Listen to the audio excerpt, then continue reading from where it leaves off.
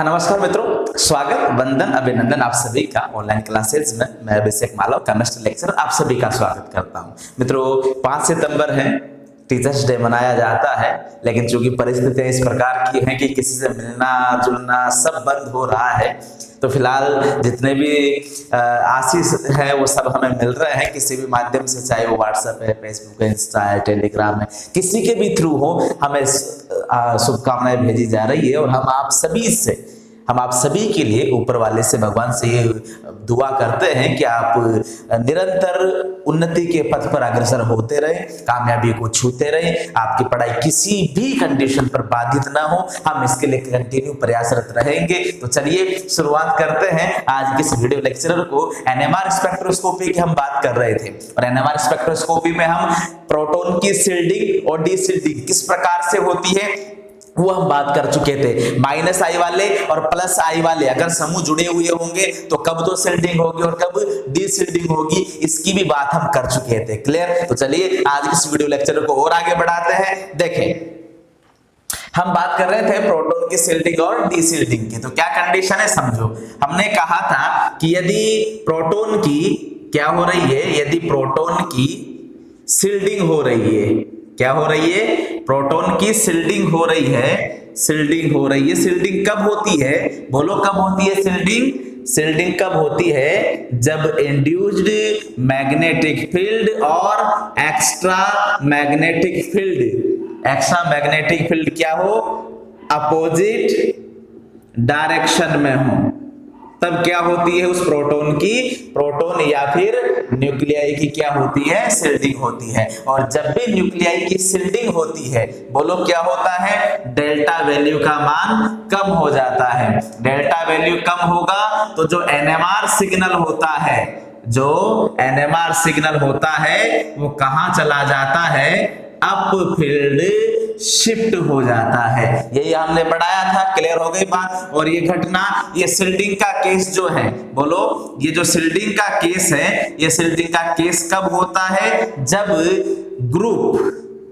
Group कौन से हो, या तो या तो प्लस आई हो या फिर बोलो यही होता है, सॉरी माइनस आई हो, यही होता है ना भाई कंडीशन।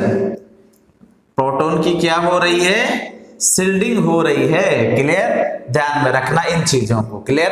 अब देखो मैं क्या कुछ बताता हूं आपको कि जब भी प्रोटॉन की शील्डिंग होती है, एक्चुअली में शील्डिंग कब होगी, जब इंड्यूस मैग्नेटिक फील्ड और extra magnetic field opposite direction में हो, तो डेल्टा वैल्यू क्या हो जाती है, कम हो जाती है। और डेल्टा वैल्यू अगर कम हो गई तो एनएमआर सिग्नल कहां चला जाता है, बोलो एनएमआर सिग्नल अप फील्ड पर शिफ्टिंग हो जाती है। कहां हो जाती है, अप फील्ड पर शिफ्टिंग हो जाती है। आ रही है बातें समझ में? तो अप फील्ड पर शिफ्टिंग हो जाती है, ये कंडीशन हमने कहा है। क्लियर? अब देखो दूसरी कंडीशन क्या थी हमारे पास, दूसरी कंडीशन थी कि यदि न्यूक्लियाई या प्रोटॉन की क्या हो रही है, डीशील्डिंग हो रही है।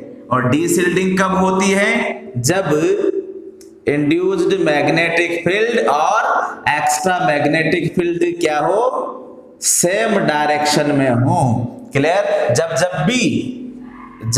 भी देखो यहाँ डीशील्डिंग है, जब भी डीशील्डिंग होगी तो डेल्टा वैल्यू क्या हो जाएगी, बढ़ जाएगी। और एनएमआर जो सिग्नल है वो एनएमआर सिग्नल कहां चला जाएगा, डाउन फील्ड पर चला जाएगा। ये हमने पढ़ चुके हैं, तो आप इनको ध्यान में रखना। पहले वाले लेक्चर जब आप देखोगे तो सब कुछ लिखा हुआ मिलेगा आपको उसमें। क्लियर? अब आज की जो बात करने वाले हैं वो देखो क्या बात करने वाले हैं हम, ये तो हमने नेक्स्ट पर बात कर चुके थे। क्लियर?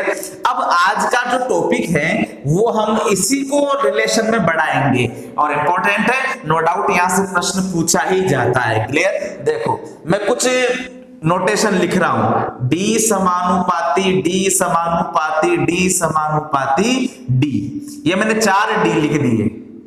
क्लियर? क्या लिख दिए, 4 डी लिख दिया। अब इन 4 डी का मीनिंग्स क्या होता है वो समझो। क्लियर?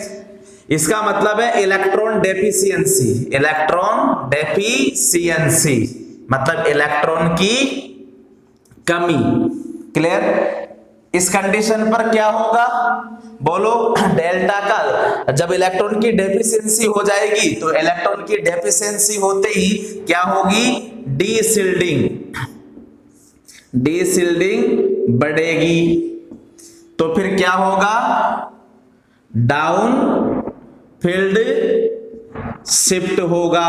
क्लियर, तो फिर क्या होगा, डेल्टा वैल्यू बढ़ेगी। ये पॉइंट ध्यान में रखना। क्लियर, कि जब भी इलेक्ट्रॉन की डेफिशिएंसी होगी, जब भी इलेक्ट्रॉन की डेफिशिएंसी होगी, और इलेक्ट्रॉन की डेफिशिएंसी कब होगी, जब या तो -I वाला हो या -M वाला हो। आ रही है बात समझ में, यानी कौन से समूह जुड़े हुए हो, इलेक्ट्रॉन विद ड्रॉविंग ग्रुप जुड़े हुए हो, तो फिर ये केस लागू होता है। क्लियर, इस प्रकार के समूह जुड़े हुए होंगे तो इलेक्ट्रॉन की डेफिशिएंसी हो जाएगी, जिससे डीशिल्डिंग बढ़ेगी प्रोटॉन की, और प्रोटॉन का NMR सिग्नल कहां चला जाएगा, डाउन फील्ड पर, तो फिर उसके लिए डेल्टा वैल्यू क्या हो जाएगी, बढ़ जाएगी। क्लियर हो गई बात, नोट कर लेना भाई इसको। क्लियर, तो ये पॉइंट भी आप ध्यान में रखना। आ रही है बात समझ में, ठीक है। अब देखो क्या कंडीशन है, इसको भी हम थोड़ी देर के लिए हटाते हैं। अब यहां पर मैं एक चीज आपको समझाना चाहता हूं, और चीज क्या समझाना चाहता हूं, देखो मैं एक पॉइंट लिख रहा हूं यहां पर, इधर देखना भाई बोर्ड पर, ये और ये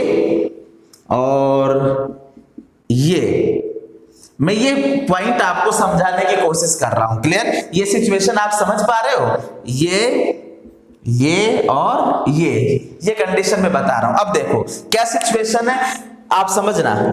ये जो कार्बन है ना, ये कौन सा कार्बन है, sp3 कार्बन है। क्लियर, ये कार्बन कौन सा कार्बन है, sp2 कार्बन है। ये कार्बन कौन सा कार्बन है, sp कार्बन है। क्लियर, अब चीजों को समझना।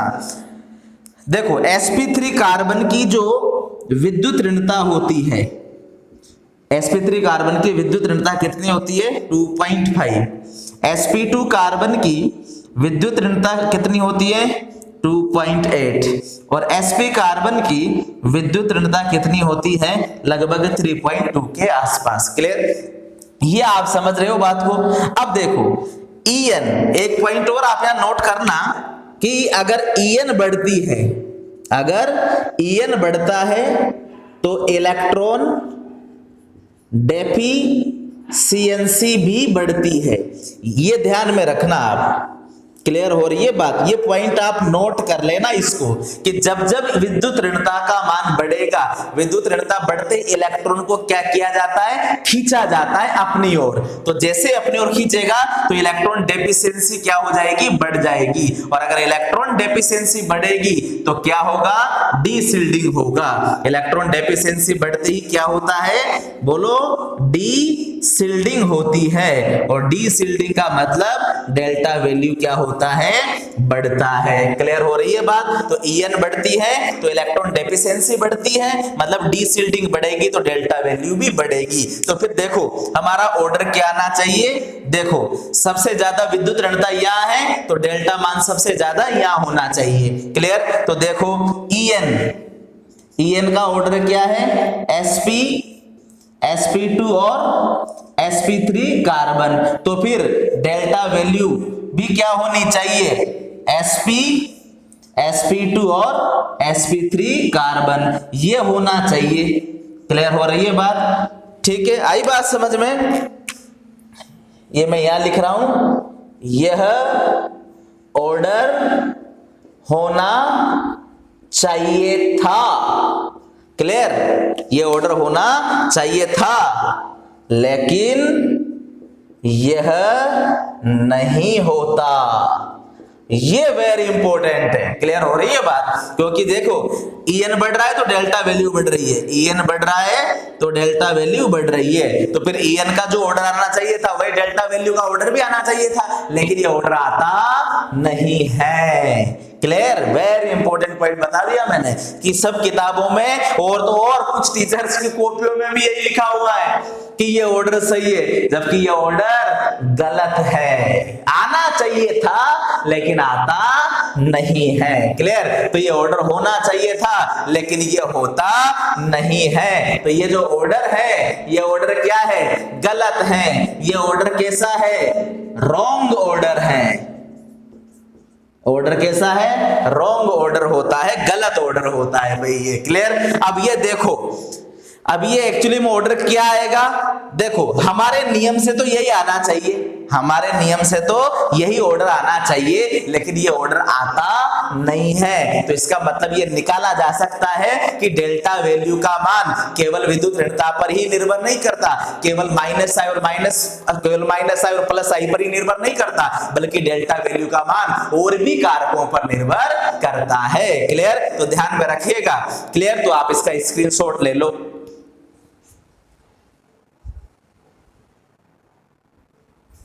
ठीक है? अब देखो ऑर्डर आना चाहिए था लेकिन ऑर्डर आ तो नहीं रहा ना, तो इसका मतलब क्या निकालेंगे कि डेल्टा वैल्यू का मान केवल माइनस आई प्लस आई विद्युत ऋणता पर ही निर्भर नहीं करता है, बल्कि डेल्टा वैल्यू का मान तो और भी कोई कारक है जिस पर डिपेंड करता है। क्लियर हो रही है बातें? ये ध्यान में रखना भाई, इंपॉर्टेंट ऑर्डर है जो मैंने बता दिया आपको। क्लियर? अब इसको और क्लेरिफाई कर दूंगा कि इसका सही ऑर्डर क्या होता है। क्लियर? आप केवल क्लास में बने रहें और चीजों को समझते हुए रहें। ठीक है? बातों को आराम से समझे बिना किसी रुकावट के। ठीक? अब देखो क्या कंडीशन है, ऑर्डर आना चाहिए था लेकिन ऑर्डर आता नहीं है। ठीक है? अब समझना बात को। अब मैं कुछ बातें बताने वाला हूं, उन चीजों को समझना।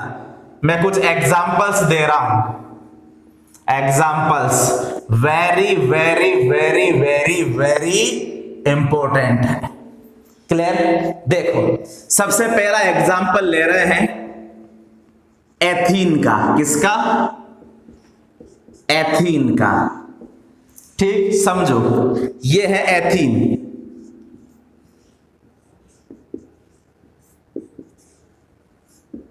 ये है एथीन। यही होता है? बोलो भाई, ये कौन से इलेक्ट्रॉन है? पाई इलेक्ट्रॉन है। क्लियर?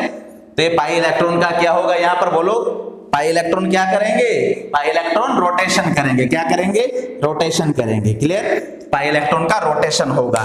जब भी पाई इलेक्ट्रॉन रोटेट करेंगे, जब भी पाई इलेक्ट्रॉन रोटेट करेंगे तो फिर वहां पर मैग्नेटिक फील्ड प्रोड्यूस होगा। अरे होगा कि नहीं होगा? होगा ना भाई। ये और डायरेक्शन क्या रहेगी? हमने पहले कह दिया डायरेक्शन नीचे ही रहेगी। बोलो, ये डायरेक्शन बना दी हमने। आ रही बात समझ में? ये हो गया आपका। क्लियर? क्या हो गया ये हो गया इंड्यूस्ड मैग्नेटिक फील्ड। किसके कारण? Due to circulation of pi electrons. Pi electrons के सर्कुलेशन के कारण हो गया। क्लियर? अब देखो हम क्या कर रहे हैं, ये H नोट लगा रहे हैं नीचे से ऊपर की ओर। ये क्या हो गया आपका? एप्लाइड मैग्नेटिक फील्ड हो गया। क्लियर? क्या हो गया? या फिर एक्स्ट्रा मैग्नेटिक फील्ड आप कह सकते हो। आ रही है बात समझ में? तो देखो बोर्ड पर क्या कंडीशन हो रही है। क्लियर? कि ये इंड्यूस मैग्नेटिक फील्ड यहां पर, इंड्यूस मैग्नेटिक फील्ड यहां नीचे है, जबकि ये प्रोटॉन के पास आते आते, प्रोटॉन के पास आते आते ये जो इंड्यूस मैग्नेटिक फील्ड है इसकी डायरेक्शन क्या हो जाती है? ऊपर की ओर हो जाती है। क्लियर? तो देखना, जिस स्थान पर प्रोटॉन उपस्थित है उस स्थान पर इंड्यूस्ड मैग्नेटिक फील्ड और अप्लाइड मैग्नेटिक फील्ड की डायरेक्शन एक जैसी होती है। क्लियर हो रही है बात? ध्यान में रखना भाई, मैं यहां नोट करा रहा हूं। क्लियर? तो क्या नोट करेंगे कि एथीन में पाई इलेक्ट्रॉन्स के सर्कुलेशन के कारण, एथीन्स में पाई इलेक्ट्रॉन्स के सर्कुलेशन के कारण उत्पन्न होने वाले इंड्यूस्ड मैग्नेटिक फील्ड की डायरेक्शन डायरेक्शन जहां पर प्रोटॉन उपस्थित हैं, जहां पर प्रोटॉन उपस्थित हैं वहां H नॉट की समान दिशा में, H नॉट की समान दिशा मतलब नीचे से ऊपर समान दिशा में होता है। क्लियर? तो एथीन में पाई इलेक्ट्रॉन का जो सर्कुलेशन हो रहा है उससे जो इंड्यूस मैग्नेटिक फील्ड उत्पन्न हो रहा है उसकी डायरेक्शन और अप्लाइड मैग्नेटिक फील्ड की डायरेक्शन जहां प्रोटॉन उपस्थित हैं वहां क्या है, सेम डायरेक्शन है, समान दिशा में है। क्लियर हो रही है बात? और जब भी दोनों समान दिशा में है होता है अतः प्रोटॉन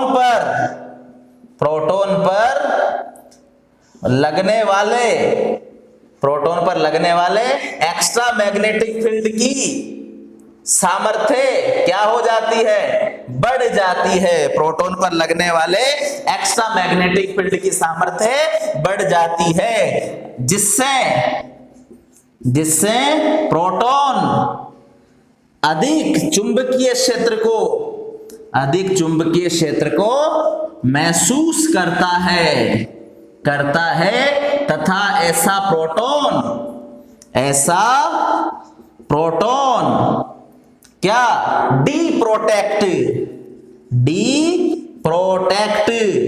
ऐसा प्रोटॉन डिप्रोटेक्ट हो जाता है। क्लियर? और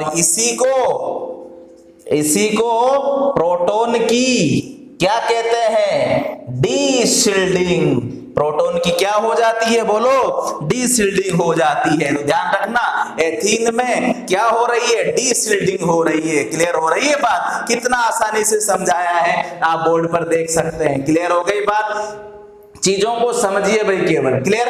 देखते जाए बोर्ड पर कि एथीन में पाई इलेक्ट्रॉन का जब सर्कुलेशन हो रहा है तो उससे एक मैग्नेटिक फील्ड प्रोड्यूस होता है जिसे कहते हैं इंड्यूस मैग्नेटिक फील्ड। तो जहां प्रोटॉन उपस्थित है ये भी क्या है, नीचे से ऊपर की ओर, और यहां पर भी इंड्यूस मैग्नेटिक फील्ड कहां है, नीचे से ऊपर की ओर। ये कहां जा रहा है, नीचे से ऊपर की ओर। ये कहां जा रहा है, नीचे से ऊपर की ओर। तो जहां प्रोटॉन उपस्थित है वहां दोनों की डायरेक्शन क्या हो गई, सेम डायरेक्शन हो गई। और जब भी सेम डायरेक्शन हो जाएगा तो प्रोटॉन पर लगने वाला अप्लाइड मैग्नेटिक फील्ड बढ़ जाएगा और प्रोटॉन डीप्रोटेक्ट हो जाएगा। क्या हो जाएगा, प्रोटॉन डीप्रोटेक्ट हो जाएगा। उसे ही प्रोटॉन की क्या कहते हैं, डीशिल्डिंग कहते हैं। क्लियर? तो इसका मतलब ये हो गया, इसका मतलब क्या हो गया कि एथीन में प्रोटॉन की क्या होती है, डीशिल्डिंग होती है। और अगर डीशिल्डिंग हो रही है तो फिर डेल्टा वैल्यू क्या हो जाएगी, बढ़ जाएगी। क्लियर? और कितनी हो जाती है, 4.6 से 5.8 ppm हो जाती है। क्लियर? और डेल्टा वैल्यू बढ़ गई तो फिर कहां चला जाएगा, बोलो, डाउन फील्ड शिफ्टिंग होती है। क्लियर? आई बात समझ में? तो एथीन का केस होता है भाई ये, तो नोट कर लो इसको, स्क्रीनशॉट ले लो। मैंने सारी थ्योरी बोर्ड पर लिख दी है। क्लियर? ले लो।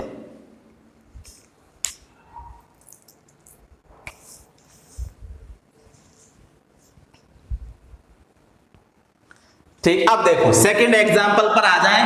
एथाइन का या एसिटिलीन का एग्जांपल लेंगे भाई। किसका लेंगे, या तो एथाइन का या एसिटिलीन का। बोर्ड पर देखना, ये मैं कह रहा हूं सेकंड एग्जांपल, एथाइन या एसिटिलीन। क्लियर? क्या होता है भाई, बोर्ड पर देखना, ये होता है, ये कंडीशन होती है एथाइन की। क्लियर? आ रही बात समझ में?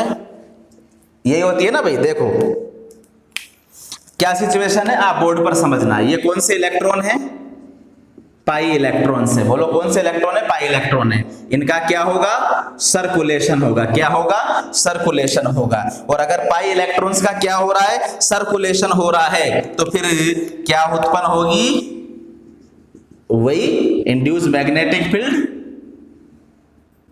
ये, और उसकी डायरेक्शन कहां रहेगी, यहां रहेगी।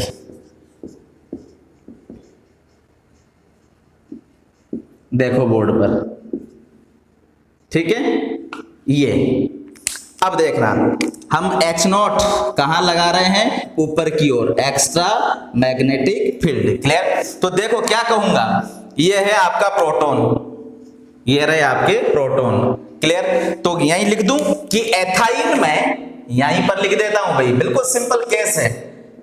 एसिटिलीन में पाई इलेक्ट्रॉन के सर्कुलेशन के कारण उत्पन्न होने वाला ये क्या है, इंड्यूस्ड मैग्नेटिक फील्ड, किसके कारण, due to circulation of pi electron के सर्कुलेशन के कारण, क्लियर। तो एसिटिलीन में पाई इलेक्ट्रॉन के सर्कुलेशन के कारण उत्पन्न होने वाले इंड्यूस मैग्नेटिक फील्ड की डायरेक्शन, जहां पर प्रोटॉन उपस्थित है वहां H नोट की समान दिशा में है। ये भी ऊपर है, ये भी ऊपर की ओर है, दोनों की डायरेक्शन कहां है, ऊपर की ओर है भाई, क्लियर। यहां भी ऊपर की ओर, ये भी ऊपर की ओर और ये भी ऊपर की ओर, क्लियर। तो देखो, अतः प्रोटॉन पर लगने वाले एक्स्ट्रा मैग्नेटिक फील्ड की सामर्थ्य बढ़ जाती है, जिससे प्रोटॉन अधिक चुंबकीय क्षेत्र को महसूस करता है, और ऐसा प्रोटॉन क्या हो जाता है, डिप्रोटेक्ट हो जाता है, यानी प्रोटॉन की क्या होती है, डीशिल्डिंग होती है। तो एसिटिलीन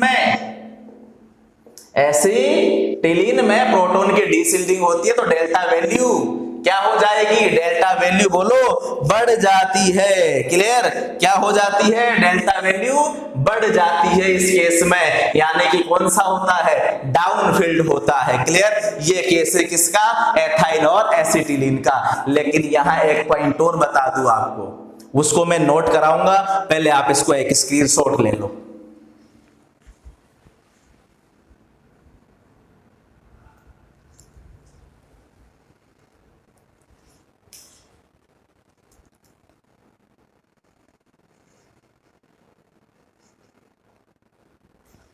अब देखना, मैं यहां पर एक पॉइंट नोट करा रहा हूं, उसको नोट करेंगे अपन, वो वेरी इंपॉर्टेंट पॉइंट है भाई, क्लियर। क्या है, वेरी वेरी इंपॉर्टेंट पॉइंट्स होता है, उस चीज को हम यहां पर समझेंगे, क्लियर हो रही है बातें। क्या नोट करा रहा हूं मैं, देखना भाई, एक नोट करेंगे यहां पर सेकंड केस ले लेता हूं मैं, पहले एक सेकंड केस ले लेता हूं, उस चीज को समझो आप। मान लो एसिटिलीन ऐसा है, मैं ऐसे भी तो लिख सकता हूं ना एसिटिलीन को, क्लियर हो रही है बात है। ये आपका क्या है, पाई इलेक्ट्रॉन है, कौन से इलेक्ट्रॉन है, पाई इलेक्ट्रॉन है। तो ये क्या करेंगे, सर्कुलेशन करेंगे, बोलो क्या करते हैं, सर्कुलेशन करते हैं, ठीक है। तो देखो कैसे होगा, ये इस प्रकार से भी हो सकता है, क्लियर, आ रही बातें समझ में। अब ये देखो, ठीक, अब देखो, ये एसिटिलीन का एक केस मैंने बनाया है, ये मैं H नोट लगा रहा हूं ऊपर, एक्स्ट्रा मैग्नेटिक फील्ड, क्लियर। अब देखना क्या सिचुएशन है, जहां प्रोटॉन उपस्थित हैं, तो क्या लिखोगे, यहां पर लिख सकते हैं ना आप, क्या लिखोगे, बोलो कि एसिटिलीन में पाई इलेक्ट्रॉन, ये बोलो ये क्या हो गया आपका, इंड्यूस्ड मैग्नेटिक फील्ड, किसके कारण, पाई इलेक्ट्रॉन के कारण, क्लियर। तो एसिटिलीन में पाई इलेक्ट्रॉन के सर्कुलेशन से उत्पन्न होने वाला इंड्यूस मैग्नेटिक फील्ड की डायरेक्शन, जहां पर प्रोटॉन उपस्थित है, जहां प्रोटॉन उपस्थित वहां H नोट की विपरीत दिशा में है। ये इंपॉर्टेंट पॉइंट मैं बता रहा हूं, इसीलिए मैंने समझाया है। क्या है, विपरीत दिशा में है, बोलो किस में है, विपरीत दिशा में है, क्लियर। अब विपरीत दिशा में होता है, क्लियर हो गई बात। इंड्यूस मैग्नेटिक फील्ड तो कहां है, नीचे की ओर है, क्लियर। यहां मैं लिख देता हूं, इंड्यूस्ड मैग्नेटिक फील्ड नीचे की ओर और H नॉट ऊपर की ओर, ये मैंने लिख दिया है भाई। विपरीत दिशा का मतलब इंड्यूस मैग्नेटिक फील्ड तो नीचे की ओर है जहां प्रोटॉन है, और H नॉट ऊपर की ओर आ रहा है, क्लियर होता है। अतः प्रोटॉन पर लगने वाले एक्स्ट्रा मैग्नेटिक फील्ड की सामर्थ्य क्या हो जाएगी, कम हो जाती है, क्लियर। या फिर यूं लिख सकते हैं, अतः प्रोटॉन पर लगने वाले एक्स्ट्रा मैग्नेटिक फील्ड को मैं यहां पर दोबारा चेंज कर देता हूं, एक्स्ट्रा मैग्नेटिक फील्ड को थोड़ी बहुत मात्रा में इंड्यूस्ड मैग्नेटिक फील्ड द्वारा, इंड्यूस मैग्नेटिक फील्ड द्वारा कैंसल कर दिया जाता है, जिससे प्रोटॉन क्या करेगा, कम चुंबकीय क्षेत्र को महसूस करता है और ऐसा प्रोटॉन क्या हो जाएगा, प्रोटेक्ट हो जाएगा। बोलो क्या हो जाएगा, प्रोटेक्ट हो जाएगा।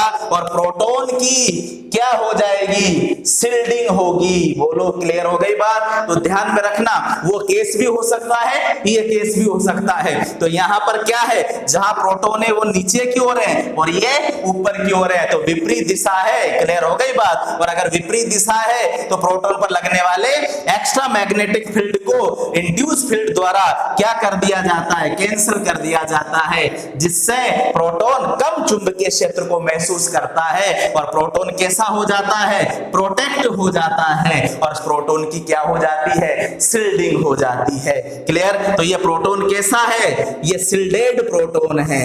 कैसा प्रोटॉन है, बोलो शिल्डेड प्रोटॉन। क्लियर हो गई बात, ध्यान में रखना।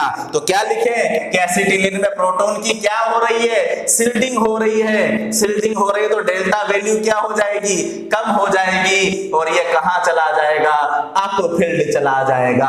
एनएमआर सिग्नल कहां मिलेगा, अप फील्ड पर देखने को मिलेगा।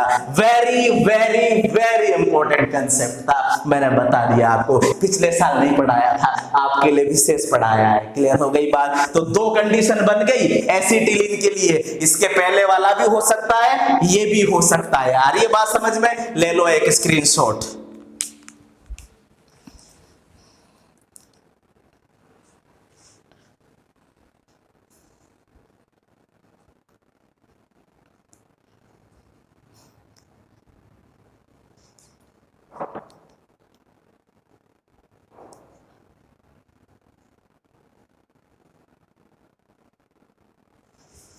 ठीक है। अब देखो मैं यहां नोट कराऊंगा, उस पॉइंट को नोट कर लेना भाई, उस पॉइंट को नोट कर लेना, जिसमें आपका काम बन गया। क्लियर बात, very very very important point है भाई। क्लियर, बड़ी आसानी से समझ में आ गया और आप चाहो तो यहीं से नोट कर सकते हो। क्लियर। और बेटर यही रहेगा कि आप वीडियो में से कम इस टॉपिक्स को तो नोट करते हुए जाएं। क्लियर, क्योंकि सारी चीजें मैं यहीं पर लिखता हुआ जा रहा हूं आपकी आसानी के लिए। क्लियर। अब देखो क्या कंडीशन है, मैं उस चीज को समझाता हूं। क्लियर, देखो नोट करके लिखेंगे क्या कि 1 एल्काइन मतलब एसिटिलीन में सिग्नल का अपफील्ड व डाउनफील्ड, सिग्नल का अपफील्ड व डाउनफील्ड शिफ्टिंग किसके कारण, क्रमशः। देखो अपफील्ड कब होता है, जब क्या होती है, क्रमशः शिल्डिंग व डी शिल्डिंग के कारण, ब्रैकेट बंद। तो 1 एल्काइन में सिग्नल का अपफील्ड और डाउनफील्ड शिफ्टिंग इस बात पर निर्भर करती है, बोलो क्या लिखोगे, इस बात पर निर्भर करती है कि मॉलिक्यूल एक्स्ट्रा मैग्नेटिक फील्ड में किस प्रकार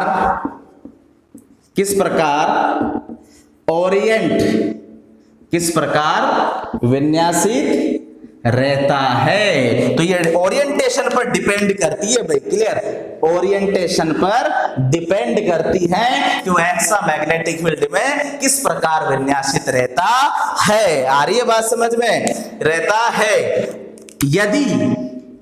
यदि फर्स्ट पॉइंट लिखेंगे, यदि मॉलिक्यूल मतलब 1 एल्काइन, यदि मॉलिक्यूल एक्स्ट्रा मैग्नेटिक फील्ड के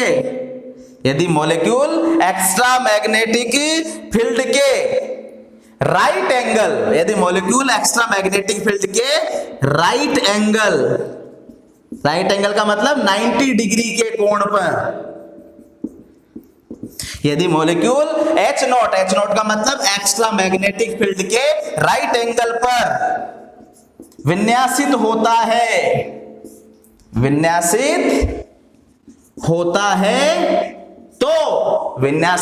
है तो मॉलिक्यूल में बोलो क्या होगा, मॉलिक्यूल में पैरामैग्नेटिक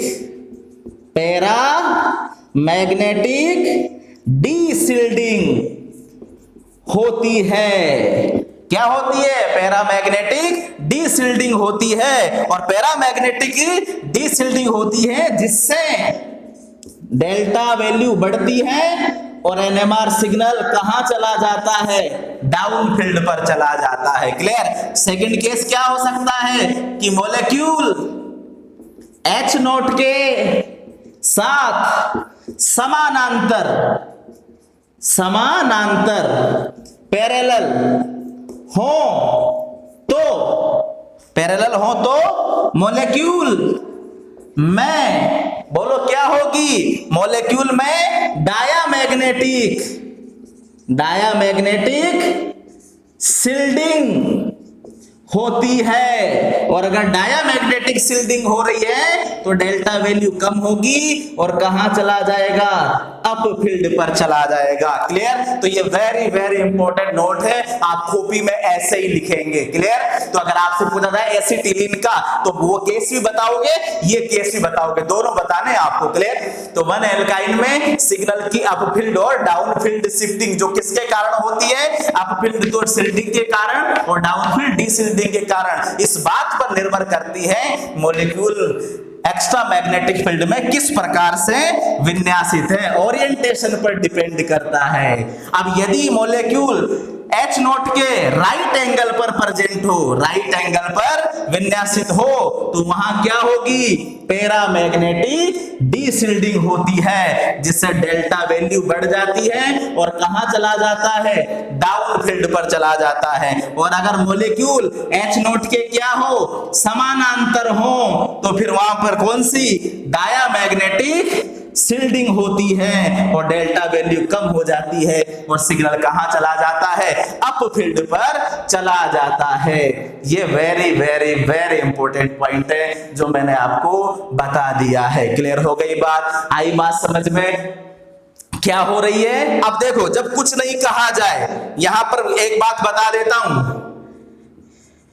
यदि प्रश्न में कुछ नहीं कहा जाए तो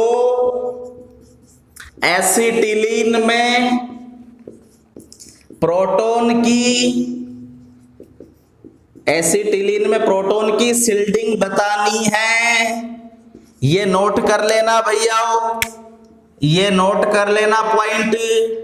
यदि प्रश्न में कुछ नहीं कहा जाए तो आपको एसिटिलीन के लिए कौन सा आंसर देना है? शिल्डिंग देना है। होती तो दोनों ही है, लेकिन कुछ भी नहीं कहे तो क्या बता देना है? शिल्डिंग होती है। क्लियर? शिल्डिंग होने का मतलब क्या है? वो उसके साथ कैसा है? समानांतर होता है। क्लियर हो गई बात? ये मैंने बात बता दी आपको। ठीक आई बात समझ में? अब देखो क्या कह रहा हूं, क्या हो रही है? शिल्डिंग हो रही है। ठीक है बात? अब शिल्डिंग हो रही तो डेल्टा वैल्यू क्या हो गई? कम हो गई। क्लियर? डेल्टा वैल्यू क्या हो जाती है? बोलो, कम हो जाती है। कितनी हो जाती है वो भी मैं बता सकता हूं। ये डेल्टा वैल्यू कम हो गई कितनी? ये 2.0 से 3.5 ppm। क्लियर? ये ध्यान में रखना। आ रही बात समझ में? नोट कर लो भाई, नोट। ठीक है, हो गई ना बात क्लियर? अब देखो, वो पॉइंट जो मैंने बताया था उसको मैं यहां क्लियर कर रहा हूं, जिसमें हमारा ये लेक्चर कंप्लीट हो जाएगा।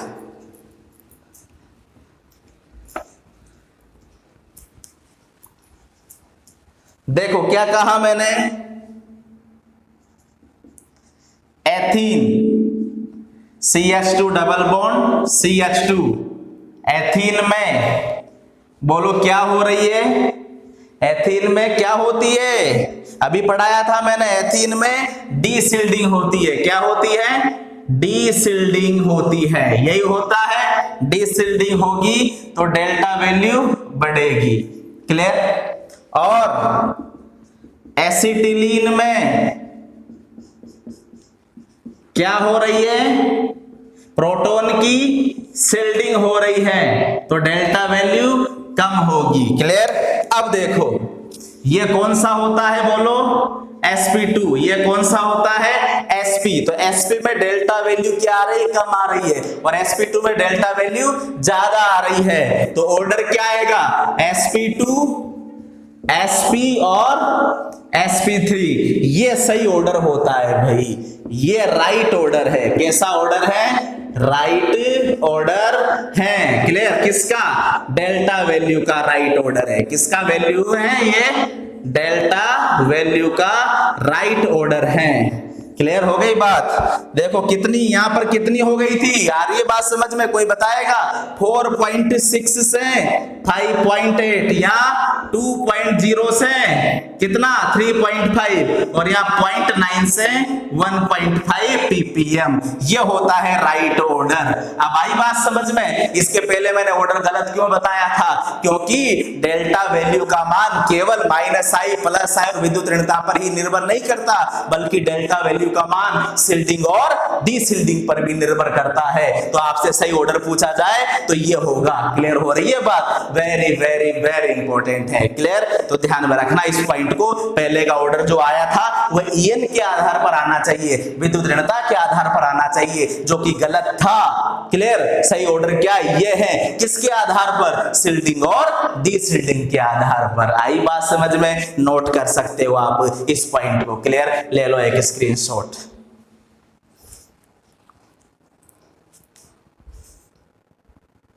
ठीक है भाई, तो यह था आपके लिए किसका? शिल्डिंग और डिशिल्डिंग, एथीन और एथाइन। क्लियर हो गई बात? अब इसके बाद का और बच रहा है, बेंजीन में बच रहा है, उसकी बात करेंगे नेक्स्ट लेक्चर में। फिलहाल के लिए इतना ही। धन्यवाद, नमस्कार। नोट यहीं से करते रहे सारा का सारा। क्लियर? बाकी मिलेंगे नेक्स्ट लेक्चर पर। कंटिन्यू स्टडी बनाए रखिएगा। कुछ प्रॉब्लम होती है तो चैट सेक्शन में आकर के वहां प्रॉब्लम लिख सकते हैं, ये कंडीशन है, हम आपके लिए वहां पर सहायता करेंगे। धन्यवाद, नमस्कार।